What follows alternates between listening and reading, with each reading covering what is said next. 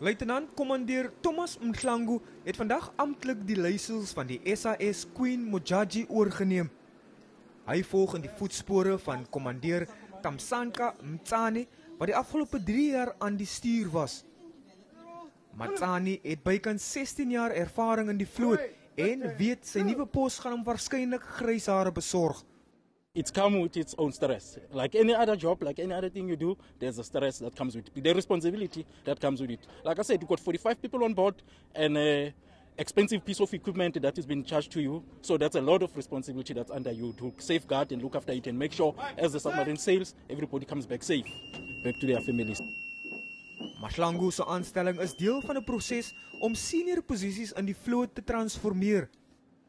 Die SAS Mantatisi, Suid-Afrika se oudste duikboot, het ook 'n swart bevelvoerder.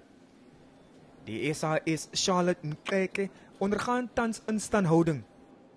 What makes this also even more significant because it tells everybody out there that the South African Navy, in terms of its transformation goals, we are right on top in terms of achieving such objectives. Mhlangu is in beheer van minstens 2 groot operasies vanjaar.